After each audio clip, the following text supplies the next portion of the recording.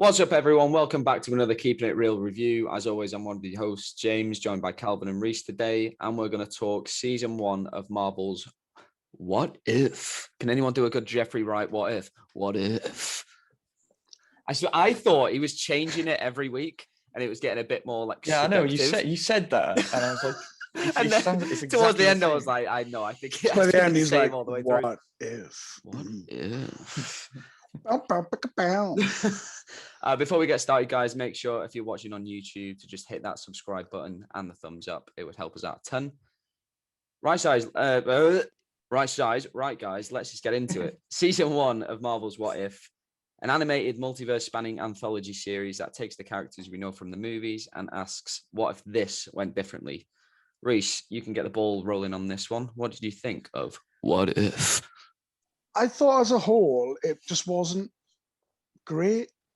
Like, I was really looking forward to it. And I liked the idea of, exploring these, alternate timelines or whatever. But I feel like a lot of it was just a bit just empty. There was like nothing to it. There was no heart. Just wanted a bit more.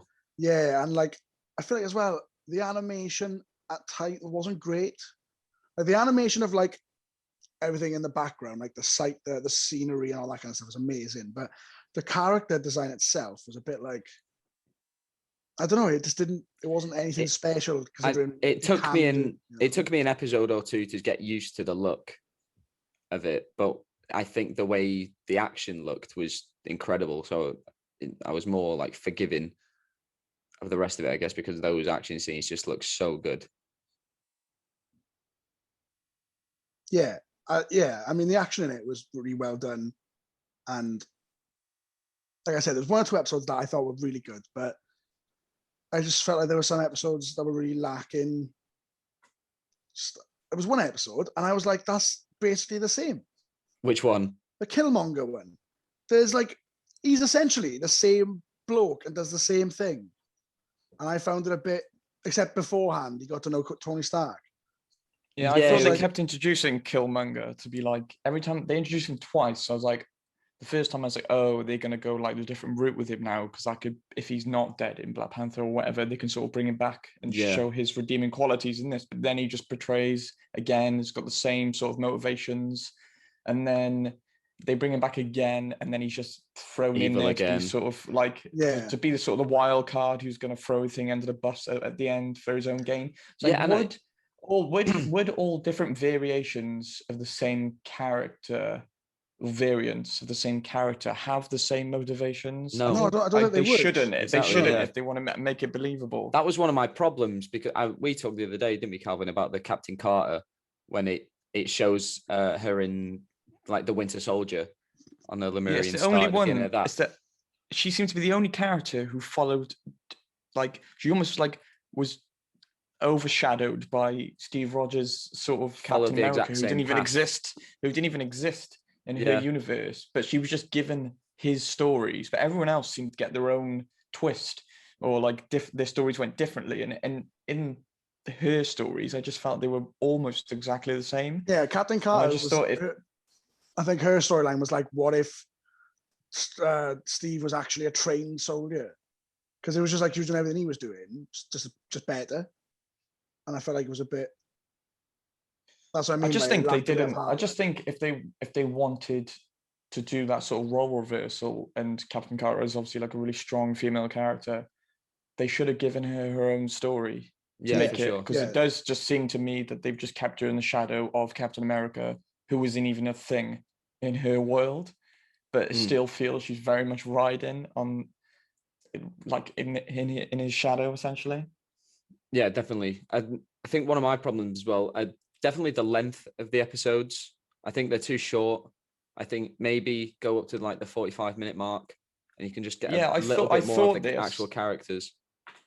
I thought this while I was watching it, and then Star Wars Visions came out, and they are 15-minute short films, and they left me wanting more, but in a good way. Yeah. I wanted to see more of those characters, and I was intrigued by the stories they were telling, and I was just sitting there wanting more. Well, this left me wanting more on the most part.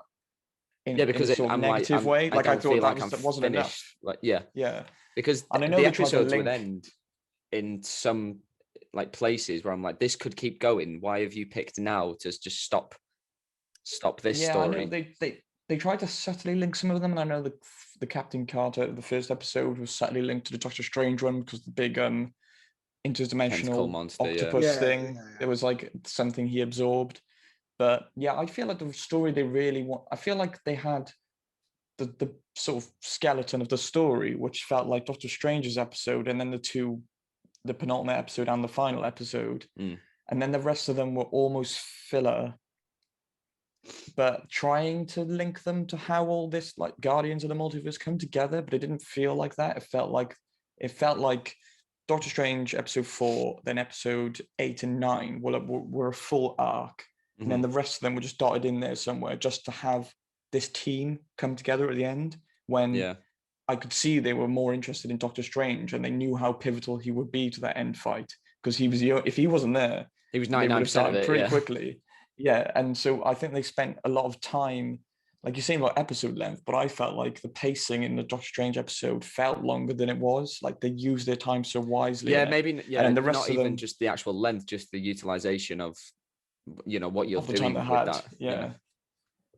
Yeah. So I'd like to think of, if I watched this again, I'd love to watch the Doctor Strange episode and then the 2 last ones again. So I feel that would be like a beginning, middle, end of a story. Yeah, I'm with you. I thought Doctor Strange's episode was definitely the best one. It was like surprisingly emotional. I like the Doctor Strange movie. It's not one of my favorites of the MCU, but I thought this What If added such an emotional spin onto that story that we didn't actually get with the feature. I think going forward, Doctor Strange seems like a character to me who has the most potential to become a favorite. Definitely. Yeah. Like I like the Doctor Strange film, but it doesn't quite have the scope, which is weird to say because a lot of weird shit happens in it, but it isn't quite the scope of what they're going for now. Like the moment in that final episode where he swallows that universal explosion, I was like, man, this guy's carrying the rest of them. And I also didn't understand why they didn't give Gamora her own episode if she was going to be. She was supposed to have one, but because of COVID, it got pushed to season 2. But like, I don't see the point of that now, because apparently, like we've seen the end result for her. So like, if you just put it in season 2, surely it's going to seem out of place. Yeah, I don't know. Maybe they will include it, but I don't know. Because I genuinely I'd like to see that. It was if she was on Sakaar, which was the gladiator planet from Ragnarok, if she was there with Tony Stark, and then they sort of went from there. But because they just drop you in with this new Gamora, I'm like, yeah, it's the same Gamora, and we know who Gamora is in the MCU, but this isn't that Gamora. So I'm getting no character from her. I need to actually get to know her. Like, you're pretty much just sitting there going, right, why has she been picked then? We know why they're the rest relying of them on but why is Gamora randomly there? It felt like they were relying on that we already know these characters, but if you want to make them believable variants, then they're not the characters we know. They should exactly like be different in more respects to how they look. Like I think like they were sort of riffing on, everyone knows these characters, so we haven't got to do anything massively interesting with them. I felt that very much with Thor. But they did it well with Doctor Strange, so why not the others? I know you got to have some, you don't want the whole. It was an anthology show, so each episode has got to have its own distinct sort of feel. But to come all together at the end, I feel like there needs to be more consistency with it. Apart from saying that, some like good points on it, because I feel we've been pretty much focusing on the bad points. Like the animation did grow on me. I did like it towards the end, especially with the action scenes. I loved how sort of like big and sort of bombastic the action actually became, because that's the sort of liberty you can take with animation, because you can do so much more with it. You can do these epic grand scale sort of universe, like multiversal battles, which is probably a hint of where the sort of showdowns are going to take place in phase 4 and so on. I think Jeffrey Wright was great as the Watcher. I just thought he was such a sort of welcome sort of presence. He's just got a great voice, hasn't he? And I'd follow him anywhere. I'd let him tell me anything. And I just like the Watcher in general. I like that he has this sort of like he's taken an oath, but his moral code is sort of being like questioned, and he has to sort of get involved. Yeah, because he was like, I can do something, so why shouldn't I? Like, yeah, and I didn't expect him to be such an animal. Oh, yeah, like going toe to toe with Ultron was. I love that classic. That was my favorite fight, I think, between Ultron and the Watcher, sort of trying to keep him at bay. I think my favorite after fight. You've seen Ultron like destroy, like it just speaks how strong the Watcher is, and I'd be interested if they actually put him in live action, because I love the few sequences that you see Ultron destroying universe after universe after universe, and then you sort of get like the guy just watching reference of him eating the galaxy. That was cool. And this guy just watching is able to actually, give him a good run. Before he has to call a team. Definitely my favorite fight was Captain Marvel versus Thor. I thought the way they utilized their different abilities against each other, and just have that big fight with her in the desert, I thought was really, really quite special. Even though that wasn't my favorite episode, it wasn't close.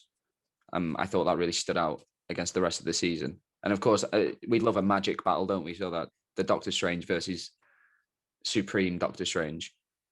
Oh yeah, that was great as well. Very good. Yeah, and also, go on. I just loved that they actually showed. I feel like there was almost like a retcon for Age of Ultron to actually show if Ultron got this body. This was a better Age of Ultron than Age of Ultron. Yeah, like Thanos is nothing. Like if I love that body. Kills him with I love that stone, when he came down, he just sliced him in half. I was like, that's sick. I do think there was a bit of James Spader back. Yeah, I was a bit gutted about that. I think because he really makes that character. Yeah, I just want to. I want to say, because I've been really negative about it. My favorite episode was what if T'Challa became Star-Lord. Okay. Because I love how they've essentially gone. Not in a way, but they've looked at him and gone, yeah, Chris Pratt Star-Lord is just a fucking idiot. What if Star-Lord was like competent? What if Star-Lord was good at what he did? Yeah. I think it was a bit too far to say. One of my biggest issues with this whole show was the humor in it.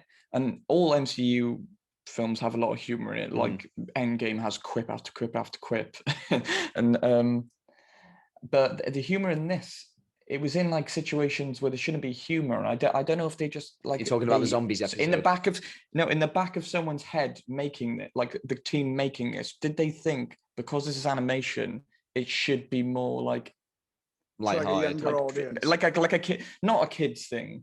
But I don't know, it's a tendency when it's animation to have that sort of humor in it, like tongue in cheek, because it's animation. And I don't know, something doesn't sit right with me with that. Like, yeah, I do think the zombies episodes, they were literally like killing their longtime friends, and like that was the only part about Bucky was killing Cap, and I was just like one-liners. When Bucky killed Sam, and he was like, "Oh, yeah, it was that way," and he was like, "Oh, I should be sad, but I'm not."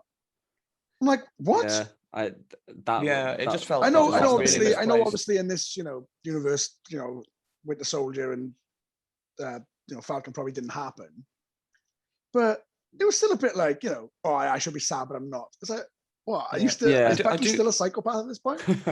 I do think it became an issue with the MCU overall. Like, I love when there's like a few quippy characters, but it seems now when every character is like a quippy character, and it's one of my issues with Infinity War and Endgame. Like, there's such massive stakes, especially Endgame. I think you can have like Ant-Man and Iron Man as your quippy characters, but everyone can't. You're gonna hate the new Spider-Man film, man.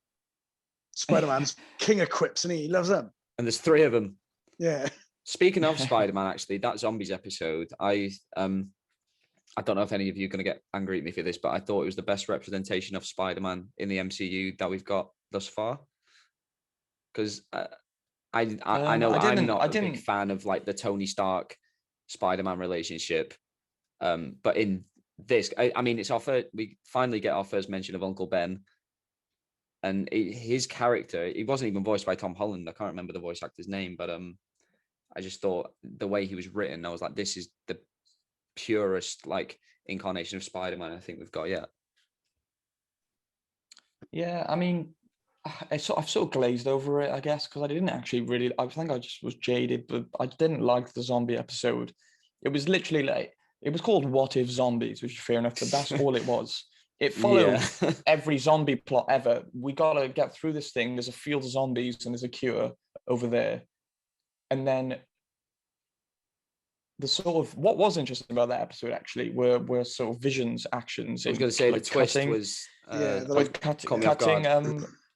Like that felt like, oh, this is another universe Vision. Like that felt like it wasn't in the Vision we know in our universe character to do that, but it might be in that universe. It felt different. Everyone else almost felt the same apart from their appearance. Yeah, I'm with you. Did we have a favorite voice performance? Which actor really? I really liked the guy who voiced Tony Stark because he sounded a lot like him, and I think I thought he did do a good job. And same as Natasha, I think the one who Lake Bell, she was brilliant. Natasha, I don't necessarily need them to sound exactly like them, because then it gets to the point where you're just doing an impression. But I think the best voice actor in it was Jeffrey Wright. I think his voice had such a presence in it, and every time he spoke, it sort of just flowed everything along, and it was like you were reading. It was like you were reading something that he written down, because it's all from his perspective, and I just loved it. Like we're seeing it through his eyes. I don't know why, but I think arguably one of the ones I wasn't that fussed on was Chris Hemsworth. I was just about to say he was one of my favorites. I don't know why there was something about it, and I felt that whole. It was even like Tom Hiddleston in that as well. Like I love both of them, but I felt like they just didn't. Yeah, like, I thought that was like the purest comedy episode. So I don't know, but Chris Hemsworth really understood the assignment. And the interaction, it's a comedy. I'm going for it. The interaction between Thor and Loki just felt just really forced. Like those two getting along just doesn't work in any shape or form. I feel like I feel like not every actor is very good at voice acting, because it's Sebastian Stan ballpark. Missed it. Yeah, because you've got to really, because you're not actually being seen, so it really matters to how you're saying things. Yeah, I thought Benedict Cumberbatch as well, because obviously he's done a lot of voice work in the past anyway. But I thought he crushed it. I thought he was good. I think he was the one. He was the one where I wasn't thinking about the voice acting, apart from and Jeffrey Wright. Like I saw them as who they were. With the other ones, like Chris Hemsworth, I kept thinking this is Chris Hemsworth doing a voice. You know? Oh, you weren't. It didn't feel like a performance. No, and I found that with like most of the others. Like I couldn't help thinking with Ultron that he didn't have the same weight as James Spader. He didn't sound entirely robotic either, which I found strange. Yeah, I kind of like, because it was sort of, Ultron in this higher form than he was in the movie. And he's been combined with this new body and everything. So I was like, I guess, it's different enough of an Ultron where I can sort of like forgive the voice for not being the same. But James Spader was definitely missed. Whoever decided to put him in that armor with that lance deserves a pay rise. That was cool. But I do think they were relying too much on the Infinity Stones again. I thought we'd seen the back end of them now, and that's still going to be pulling stories from them. But yeah, it was cool. Do we think any of this is going to have consequences for the larger MCU? No, you think it's going to keep them separate? I think I would be surprised if Jeffrey Wright doesn't turn up as the Watcher in live action. I think if they definitely bring in the Watcher at some point, they'll get Jeffrey Wright back for sure. Yeah, and I would not be surprised if Doctor Strange Supreme is going to be involved. Like but different from our Doctor Strange. I don't think our Doctor Strange is going to become Doctor Strange Supreme. I think they're going to have the other one. Do you think in maybe Multiverse of Madness? I don't know if it'd be that soon. He just seems to have the most importance out of them. He seems like there's a lot in store for Doctor Strange Supreme, but I don't know. I just felt it, like the way his story ended as well. Like he's got to look over this thing. Like you could either end it there, but I feel like when push comes to shove, you really need him. He's like a secret weapon essentially, isn't he? When things really hit. Yeah. As long as we don't see insane Hank Pym, I'm all right. That was my least favorite. One of the worst, like shoehorned storylines. Like they were like, "Who's killing them all?" And then they were like, put a name out of a hat. Oh, Hank Pym, right? Let's make that work. I kind of liked the motive behind him doing it. Yeah, but I felt like he was just throwing it like, oh, his daughter died. Ugh. But like the actual episode itself, I think that was it's towards the bottom of my list anyway. Yeah, I feel like they needed a twist. It felt like they were trying to show that, you know, Ant-Man is capable of, like, if Scott was as clever as Hank, he's capable of dispatching the Avengers. Yeah, he'd gone a bit mad as well, hasn't he? Which I liked that. I liked that they you know, you don't have to be a god or the Hulk really small or Captain man. Marvel to be really powerful. Like he killed them with just being smart. Yeah, true. I did enjoy that. Should we rate this out of 5, Reese?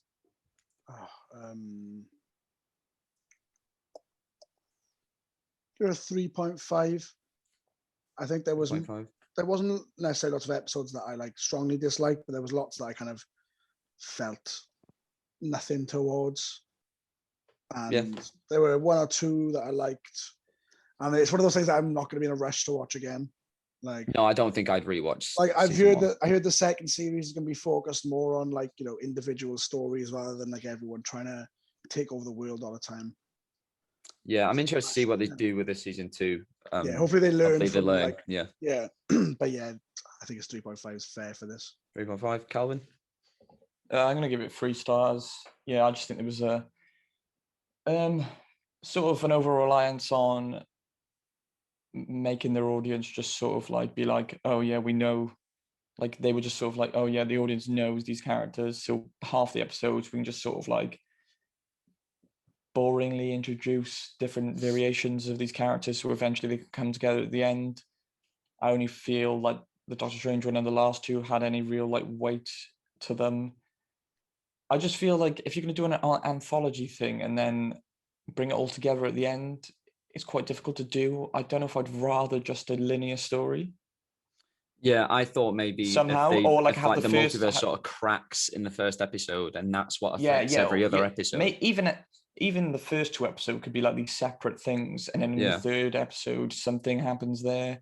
Yeah, I don't know. That would have worked better for me, and just like I found the animation in the first few episodes a bit janky, but then I just got used to it. I think it did take a bit of getting used to, and I just didn't really like the sort of oversaturation of humor. I just thought there was too much in sort of like situations that like there was a lot of like bad things happening. Yeah, 3 stars. Yeah, I'm also a 3 out of 5. I thought half of it was pretty good and half of it was forgettable. I liked most of the voice performances. The action I thought was really impressive. But yeah, not that I mean, easily I think the least impressive out of all the Marvel shows so far, and one that I'll probably not visit again anytime soon. Cool. All right. That's going to be it for today, guys. We hope you enjoyed our review of What If and implore you to tell us your thoughts on the show. If you're watching on YouTube, then let us know down in the comments, or alternatively, reach out to us on Twitter and Instagram at Keeping It Real UK. We're going to see you again on Wednesday for something a bit different. We're going to fan cast Marvel's upcoming Fantastic Four reboot, so make sure you don't miss that. Thank you as always for watching, guys. Have a great week and keep it real.